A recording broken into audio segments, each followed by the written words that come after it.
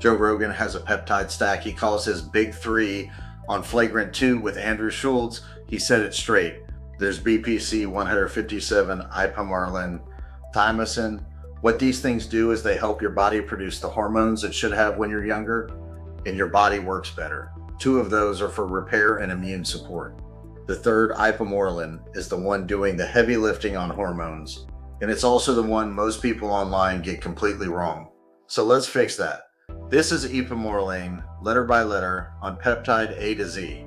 Ipamorelin is a pentapeptide, 5 amino acids, and it belongs to a family called growth hormone releasing peptides, or GHRPs.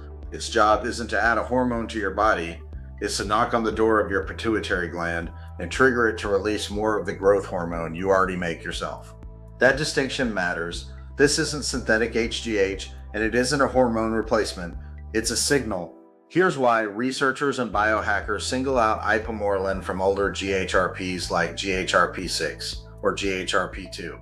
Those older peptides trigger a GH pulse, but they also spike cortisol, prolactin, and hunger, side effects nobody signed up for. Studies on Ipamorelin show it binds more selectively to the ghrelin receptor, producing that same GH pulse with a much smaller footprint on cortisol and prolactin. That selectivity is the actual claim behind the hype, and it's the reason Ipamorelin made it into stacks like Rogan's instead of the older generation of peptides. Quick myth to kill. Ipamorelin is not a steroid, and it's not the same legal category as anabolic compounds. It doesn't replace testosterone, and by itself, it won't turn you into a different person in the mirror in 2 weeks. What it does is nudge one system, your own GH output, a little closer to where it was in your 20s. So what does that GH pulse actually translate to? 4 things show up consistently in research and in self-reported use.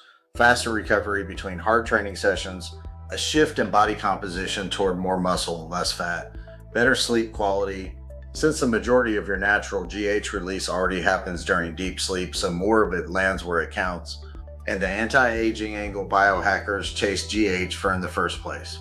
Skin elasticity, joint comfort, connective tissue repair. Stack that next to BPC 157 for tissue healing and Thymosin for immune support, and you've basically rebuilt Rogan's big three from the ground up. None of that means it's risk-free. The most commonly reported side effects are injection site redness, mild headache, water retention, and flushing, usually dose-dependent and usually temporary. Before we go further, 2 ways to go deeper on everything we cover here. First, grab the free Beginner's Guide to Peptide Science. It's the foundation for all of it. Link in the description.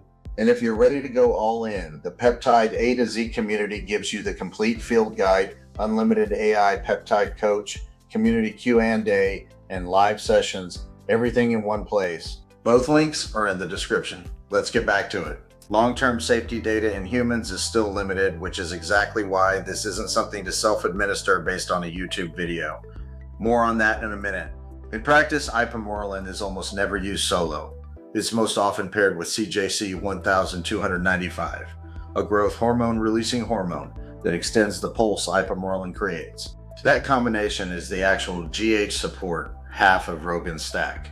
In clinical and compounding settings, it's dosed small, subcutaneous, and timed around sleep or training, under a prescriber's supervision through a licensed compounding pharmacy, not something you're grabbing off a shelf. Here's the part most hype videos conveniently skip. Ipamorelin is not FDA approved as a drug. In 2024, the FDA specifically reviewed it for the compounding bulk substances list and recommended against including it, citing gaps in long-term safety data and manufacturing complexity. That doesn't erase what the research shows about how it works. It means the regulatory picture is still behind the biohacker community. If you're considering it, that conversation belongs with a licensed prescriber who can source it properly and monitor you, not a cart on a random website. Let's bring this back to where we started. Rogan's exact words were that these peptides help your body produce the hormones it had when you were younger. For Ipamorelin specifically, the research backs up the mechanism, selective GH release, real recovery and sleep benefits, but the regulatory status and safety data are still catching up to the hype. That's the honest version of the big claim, not the watered down one, and not the oversold one either. That's Ipamorelin, one entry in the Peptide A to Z series.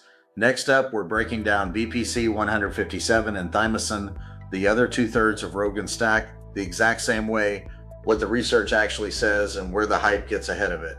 Subscribe so you don't miss them, and drop a comment. Which peptide should we cover next? See you in the next one.